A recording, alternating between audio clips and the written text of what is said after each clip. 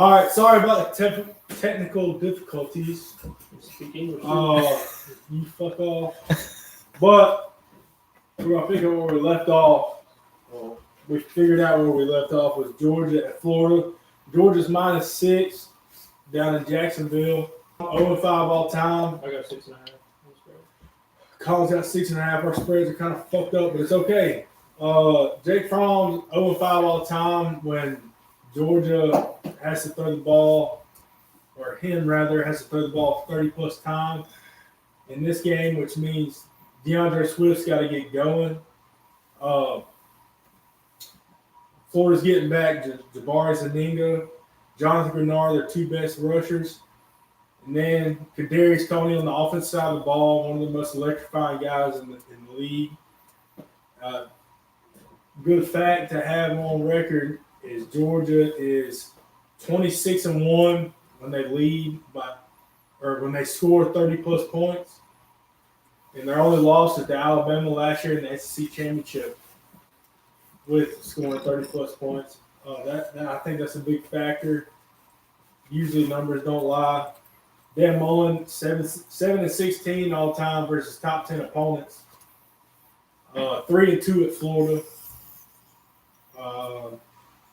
And I think the big difference maker is going to be for Georgia is can DeAndre Swift get going? I mean, everybody knows that if he can run the ball, it opens up the play action. Jake Fromm's a play action guy.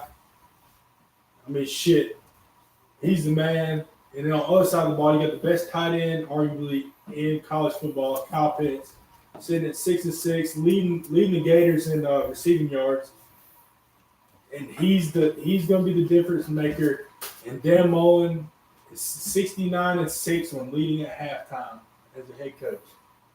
And I think that has a lot to play. Kyle Trask is doing a hell of a job. But I got Georgia -6 in this game because I think they have a sense of urgency. They know what's on the line, and I just truly believe they'll pull it out. Much as I hate to say it as a Florida fan, but I think that's what will happen. I would definitely agree with you that doing a sense of urgency. Well, the problem is you can have a sense of urgency but not have a dang offense to show for it. James Cooley, our offense coordinator, has just been terrible this season, especially in the bigger games that we needed him to be in. It's not all him. A lot of it's that offensive line. Like I tried to talk about the technical difficulties. I think that's the biggest thing right now is that offensive line in Georgia. And if they can't get back to, the way things were last season, beginning of this season, I mean, that's our whole team. Obviously, like if Jake Fromm, like you said, he's 0-5 and he throws the ball 30 times in a game. We can't win games if we can't run the football, which we can't do if we can't do well on the offensive line. Yeah. And we're about to play a defense, the best that we've seen all season. Defensive line, the best that we've seen all season. I think it's a long game for Georgia. And I think it's going to be a defensive battle, possibly the under. The over-under is 47. I think I can definitely see this going as the under, maybe barely going above. But I think Florida definitely covers 6.5 points, minus 6.5. I think Florida covers 6.5. I just think, we're going to be forced to pass the ball, and with Georgia's young receiving core, it's a no-brainer for me. This is receiving core, it's a no-brainer for me. I think this is like my lock for the week. It's going to be Florida 6.5. So you're picking your Bulldogs to win, but Florida to cover. No, I'm not picking Florida to win at all.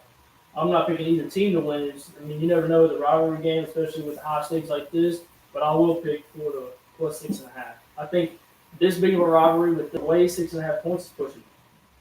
Yeah, I mean, you never know. I mean, you want to, as a fan, you never want to be too cocky, especially with these two teams in this game. But something about as a Florida fan with our offensive woes in the past since Tebow has left has made our defense, we relied on this is the first year last year our offense was very well. But this year they've shown a lot of improvement. but something just telling me, don't jump the gun. I feel like the LSU game would have been a lot closer had we had our two best pass rushers in. But we were leading 21 or 28-21 in the third quarter of that game. Mention that, but the pass rushers, since we rebooted. Yeah, the pass rush, man. Zanina and Grenard are fucking animals. Grenard coming from Louisville, grad transfer, huge pickup for the Gators. I remember who I was watching one time. It was y'all against somebody else and lit some kid up, made a fumble, and picked it up. And I was just like, goodness gracious. Yeah. Made a note, and it was literally the one play I saw of that game, and I was just like, this guy looks like an animal.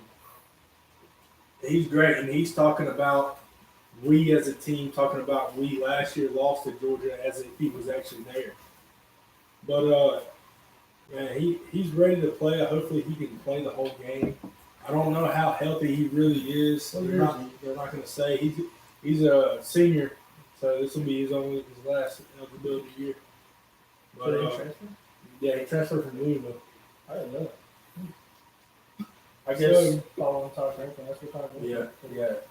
That's how they got together. But for this sake, I hope Florida beats the fucking dog shit out of Georgia. But we're gonna go on the record. I don't pick Georgia just because I think they got a sense of. He doesn't want to jinx Florida. Nah, they got a fucking sense of urgency. They know where they need to be. You know how it goes. We're gonna go into our quick picks for the week for college football. I got Michigan at Maryland. Michigan, last I checked yesterday, was -21. Yeah. I got Michigan covering.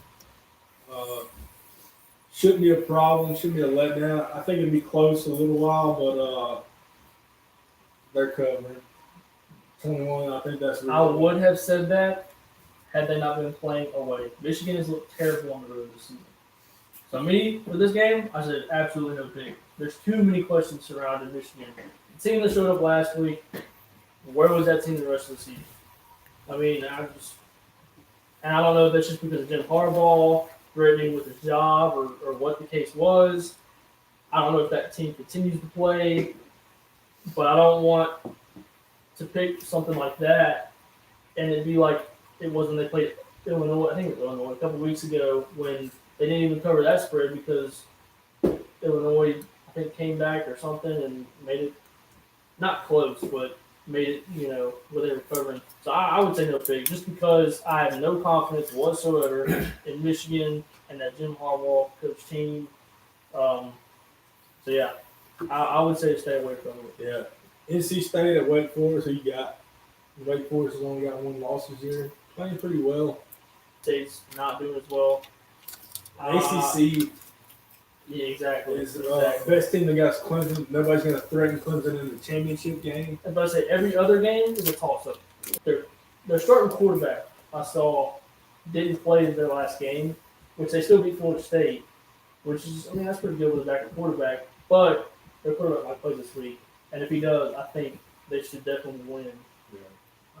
But yeah, I picked Wake Forest straight up also. Then we got Oregon -5.5 at USC. USC can tend to give people a run for their money. This USC team, I'm not really sure. I'm not going to go too in depth with them because it's just not I don't know. It's a big game, but USC, you never know. But I'm going to take Oregon outright because Oregon could win by 50 or they could win by 3. Just on the sole fact of the way Oregon's played and USC has played this year, that's another toss-up. I don't. What you got? Not so fast. Oh fuck. No. I picked. Oh man, this one. Everything factual with Oregon all the way. Yeah. Straight up for sure. Maybe cover Oregon. But I don't know. USC at home, they know how to be some heartbreakers. They beat Utah earlier this season. They just look like a good team at home. USC does. Not defensively, but offensively, they're able to match up with the other team. And Oregon's defense the past 2 games not look very good. I mean, they barely beat Washington State off of a last-second field goal this past weekend. I picked Oregon straight up, but dude, I had the strongest gut feeling that USC pulls out the upset this week. And I think I'm going to switch it now, and I'm going to say USC at least covers the 5.5 points.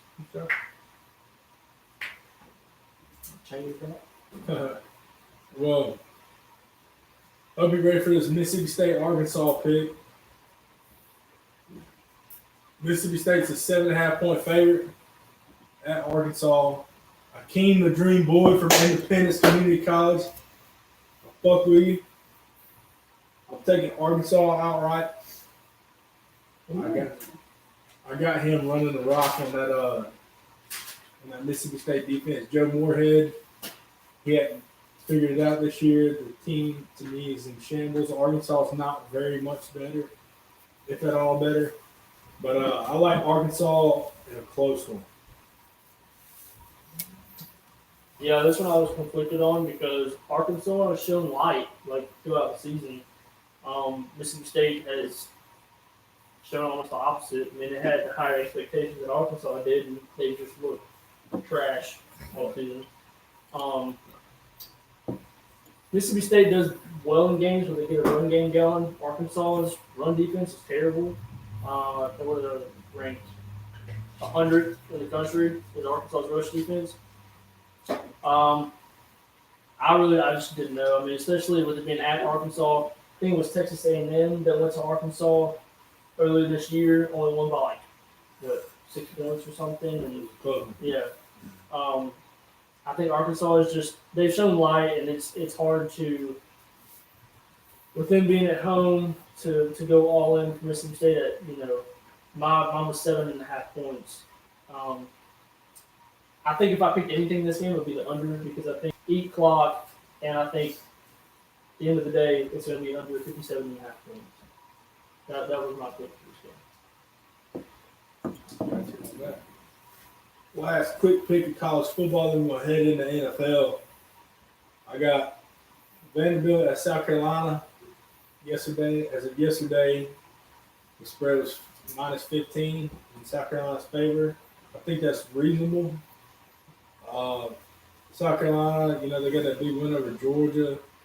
Came out, had a couple arguments on a couple calls against Florida, but they just lost it. Against them. I mean, you can't really blame them a whole lot. I think they was working with what they had. I think South Carolina's as good as they'll ever be under Muschamp. But I've got South Carolina covering that one. They're playing Vanderbilt. Vanderbilt just beat Missouri, which was shocking to a lot of people. Yeah. Everybody thought Missouri had a little something brewing with Kelly Bryant, but Yeah, I did. I got South Carolina, man, -15. I'm taking them on that. Yeah. Just looking at stats and everything with Vandy's offense and defense, they just look terrible. I think them upsetting Missouri is the only reason why I was not confident enough to pick South Carolina at -15. Plus the fact that South Carolina is coming off of a tough loss to Florida. It's at what's the Williams Bryce? Is that what the stadium's called? It's at Williams Bryce. I think it's at night, 6:30. Yeah, it is at 6:30. I think that's a big factor. So I think South Carolina should cover. However, I wasn't confident enough to use that as my pick. I actually said also the under for this one at 51.5 points because I don't think Vanderbilt's going to be able to score very much, if at all. And South Carolina, I just think they've been trying to force their run game in recent games, but they're obviously not going to put up 40 points or more. So I think the under 51.5 is a safe pick. And one more for my stepdad out there, John Wiggins, if you're watching. Got to mention this one, FSU Miami just announced Jaron Williams is going to be the starter for this week's game. He came in for N'Kosi Perry last week to lead Miami to a game-winning drive. Miami was my upset pick last week. They're +3 this week, and I got them beating the Florida State Seminoles at home under Jaron Williams. He just looks a lot better in the pocket. And I'm going with Canes on this one again. It's my upset for the week. I'm gonna start right now Miami for every single week now because we're always reminded. Yeah. Because I don't ever do the research for Miami or basically hardly any ACC teams. But You couldn't really call it an upset because both teams are fucking 4-4. yeah, I mean it's The Seminoles are 3-3 in conference play. Miami's sitting at 2-3. sorry, John. The ACC is trash. I don't know what to pick. I would stay away from it. If I had to pick something, it might be FSU just because they're at home and coming off of a tough loss to Wake Forest. Plus, I don't know. I picked Pitt last week. I was wrong, but I don't think it'll happen 2 weeks in a row. All right. Well, straight in, we got several picks here in the NFL. We're just going to quick roll through them because we got to go through USC 244 coming up Saturday night. Big weekend we do this. Yeah. Jets -3 at Dolphins. Who you got? I got Jets covering. Both teams. Dolphins are tanking. I mean, they have nothing going. I got Jets -3. I'm taking that spread. You know the Jets only have one win. They got a lot better players, though. Yeah, since Sam Darnold came in, they've shown light for sure. Not against the Patriots, but with the Patriots. This one was tough for me too. I think the Dolphins have also shown light. Yeah. Whoever they played, was it last week? If they looked pretty decent again? Monday night against Steelers, they were decent. At first, yeah. I did note that the Jets are ranked 31st out of 32 teams in scoring offense. The Dolphins are 32nd. So the first and second to last scoring offenses in the country.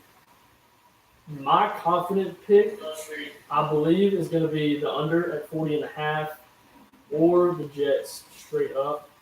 Out of both of those, I think I would have to go with the Jets straight up just because I think it's at least a little bit different of a team with Sam Darnold at quarterback. Even though it's at the Dolphins, I still think the Jets, I mean, they're going to pull something together for this game at the Dolphins. So I would say Jets straight up. If anything else, I would say the under 40.5. Rolling into Texans at Jaguars. I'm taking Texans outright. Sean Watson, he's just playing fairly well. I'm rolling with the fucking Texans. Shout out to Sean Watson, great guy. I like Gardner Minshew and what he's got brewing down there in the Jacksonville area, but Texans all the way. Yeah, I was also feeling the Texans almost for sure in this game. The only thing that worries me is I'm pretty sure this game is it's in London, I believe, right? Yeah. There is one.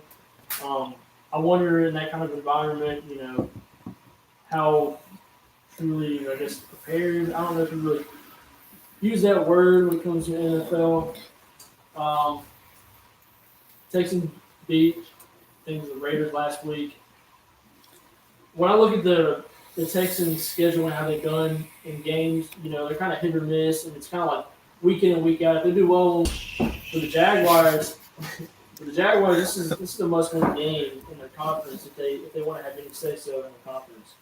And the Texans already beat them once. I think this is going to be a huge game for the Jaguars, and I don't know that the Texans will win, but I definitely think he's overpaid, but I'm going to roll with the Vikings just because they got Dalvin Cook. I think they're going to get him going early, get him involved, whether it be a screen, something getting him in motion. But roll with the Vikings. of course you can mention Dalvin Cook, Yeah, the fantasy team. not fantasy team. I'm pretty sure Dalvin Cook's doing like the best out of any running back in the NFL right now. When I looked at like his past games, I'm like, this is insane. And I wanted to pick him whenever we were picking, and you had your pick before me, and I didn't get him, so I was pretty And I still lost by one last week to you. Yeah, you did. Shout out to your kicker, even Dude, though I he missed got- one field goal. Dude, I got so mad though because halfway through the game, I was winning, and then Juju gets the touchdown. I'm like, Yeah. great, now I'll lose because the kicker ain't gonna do anything because he missed a field goal right before the Yeah. And then later, I checked, like, I think, I don't know, an hour later, and then I saw that a kicker got the field goal, and it was like over 40 yards, so I Yeah. got the 4 points, 1 by 1. Well, I was see, like, let's when go. I went to fucking bed. Whenever I seen Juju wasn't getting many targets, it was number 18. I can't remember his name. The rookie. He was getting all the targets. He's the one who scored the touchdown before the half. And I was like, all right, Juju, he's not doing shit because Ben's still out. He'll be out the rest of the year. And then I woke up and I was like, damn, he did well. +2. I got Lions, Matt Stafford. I think they'll get it done. They'll get enough done. Galladay, Marvin Jones. They got it in the bag. Yeah, this one was a toss-up for me. And I think I'm going to say I would stay away from it in general just because I'm not confident in either one. Lions passing offenses look really well. The Raiders passing defense is terrible. It's 30th in the league. However, it's just going back at home. That Raiders team was showing light, and just Detroit has not looked. I mean, there's always spots missing in Detroit, no matter like in any given season. They're also, I think, Darius, what's his name, Slay? Yeah, He's questionable in this game. I originally had the Raiders straight up just because of being at home, and Detroit's actually 2-4 straight up in their last 6 games at the Raiders. I think I would actually just change that now. I'm just going to say I would stay away from it. If it is the same guy, I didn't see all that much from him in college. Yeah. I don't think he'll do that, that highly. The Broncos season. I know they haven't played a whole lot of good people, but regardless, you're playing NFL teams week in and week out. You got a number 2 passing and rushing defense in the NFL. So I picked the Patriots straight up. I'm not going to say they're going to cover, but yeah, I think Patriots straight up. All right. Well, last NFL pick we got Cowboys and Giants. Cowboys -7. Away game at New York. Monday night game. Cowboys have looked bad. Have any wins? That kind of scares me, especially in